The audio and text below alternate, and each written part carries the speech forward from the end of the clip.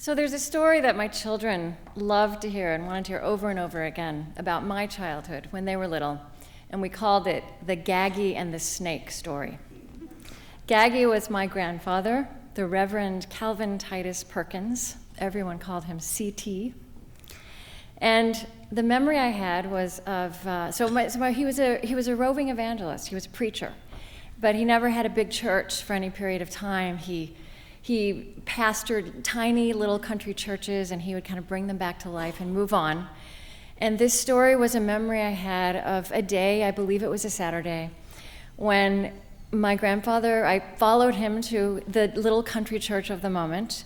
He was mowing the lawn, and I was poking around in the building and in a shed out in the yard, and I was looking at something, and I looked down beside me, and there was this enormous snake, coiled and just looking up at me.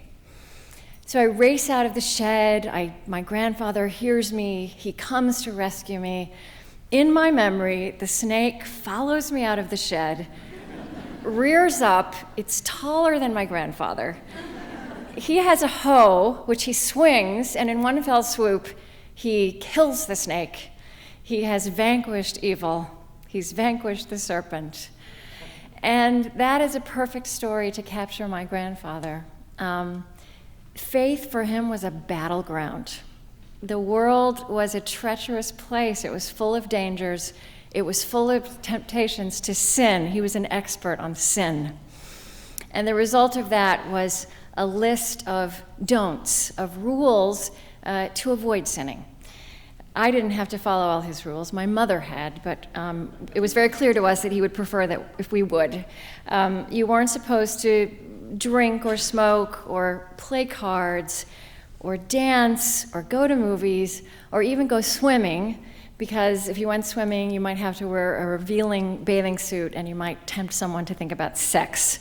And the older I grew, the more I was sure that all of these rules really came back to trying to avoid having us think about sex.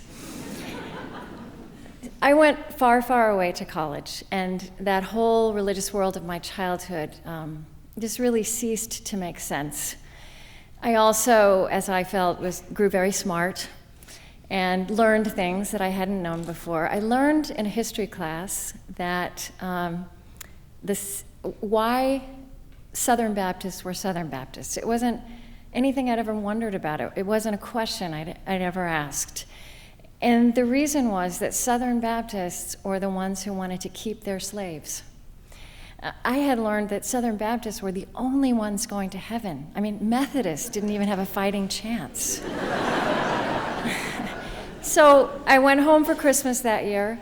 I didn't confront my grandfather. That's not how I would approach him. I asked him, Gaggy, why the Southern and Southern Baptist? And he hesitated. I don't think he knew the answer. And then he finally said, well, Jesus was born in the south of Galilee.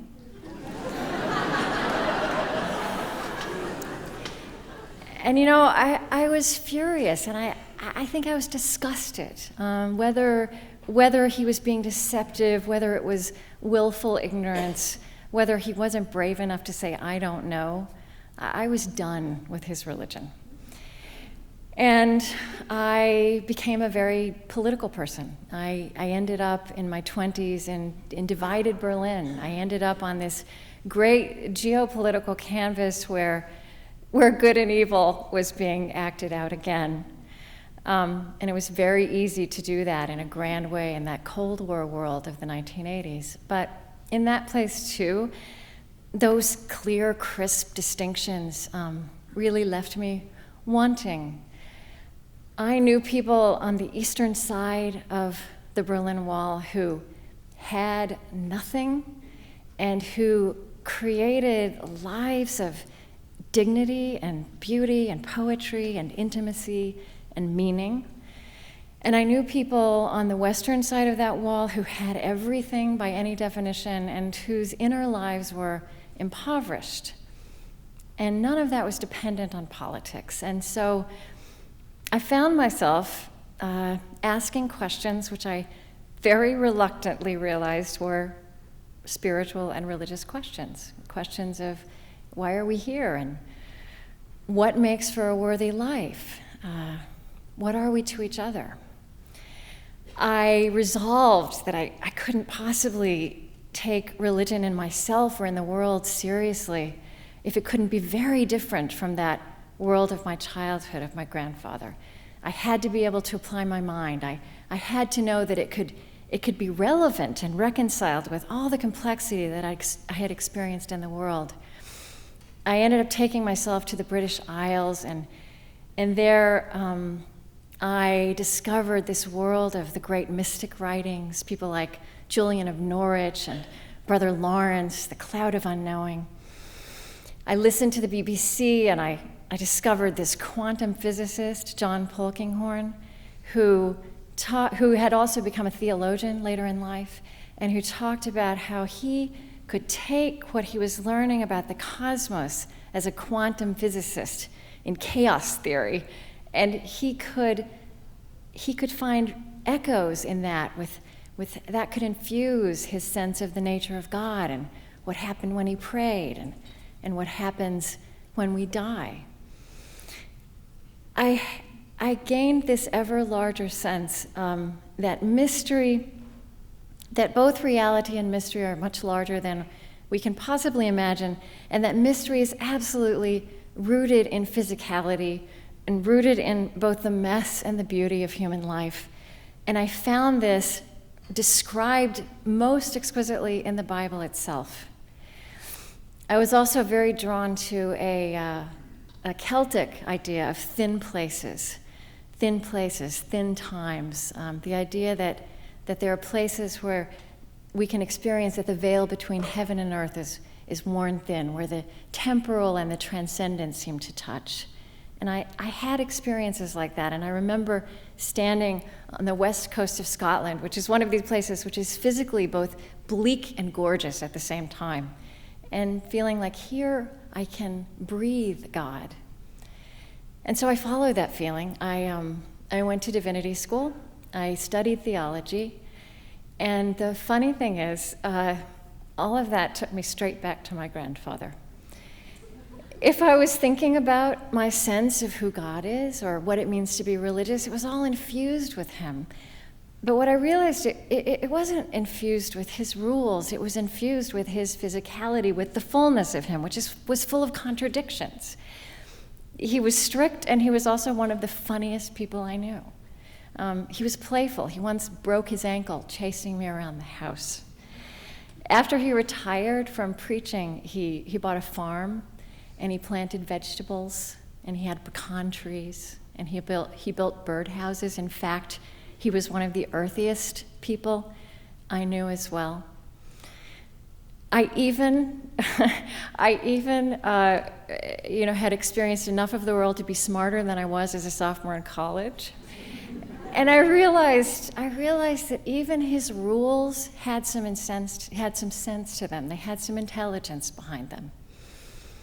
Only a couple of generations ago, things like drinking and gambling, addictions, alcoholism, before AA, before the 12 steps, these were death sentences. They were things that devastated lives and families. And so, in another time, did getting pregnant under the wrong circumstances.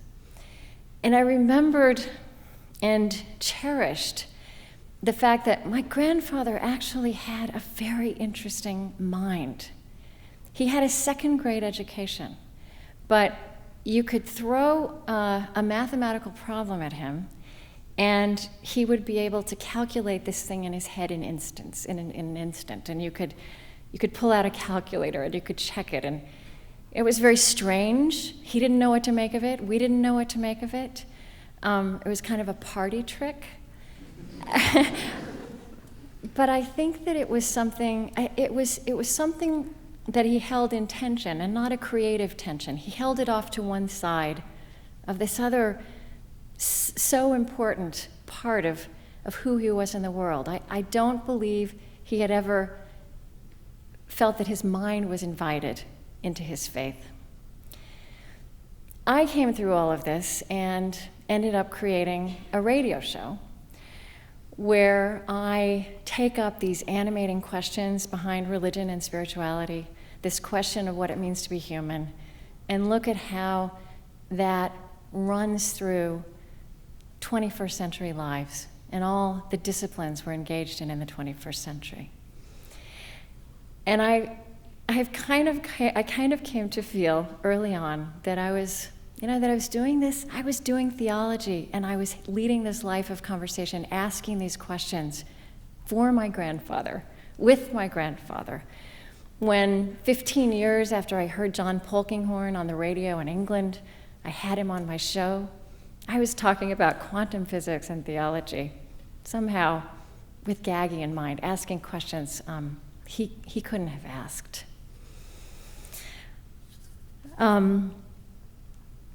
But I was also in this 21st century world, not just talking to Baptists and the occasional Methodist, but Buddhists and Jews and Muslims, atheists, and I really could not imagine that that would ever be something that he would be comfortable with, that he would give his blessing to.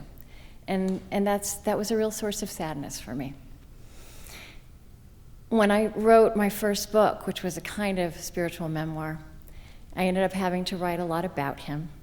And I wrote this whimsical passage, which was edited out of a very early draft, where I imagined that after all of this, somehow, wherever my grandfather was beyond space and time, he was cheering me on. And I imagined my grandfather, who was a teetotaler all of his 90 years, raising a glass of champagne in my honor. And as I say, I edited that out very early on because it wasn't serious enough and might erode my credibility. But later in the process of writing, I took myself again back to those magical British Isles, at this time to the west coast of Ireland. And I was there with a bunch of writers, and a lot of these other writers were taking a pilgrimage to the local lady who read stones. And this is the last kind of thing that I would ever take seriously or consider doing. But everyone else came back, and they would tell these stories at breakfast every morning about how she had seen inside their souls. She had told them about things that she couldn't possibly have known. She talked about their past and their present, their future, people who were living and who were dead. So I finally thought, okay, fine, I'll try it. I'll do it. I find myself then, about a day later, sitting with this absolutely beautiful view over something like the Bay of Mishkish, with this woman named Mary Madison, who has the most beautiful, ageless, wizard-like face. My feet are bare in a bowl full of stones from the Irish coast.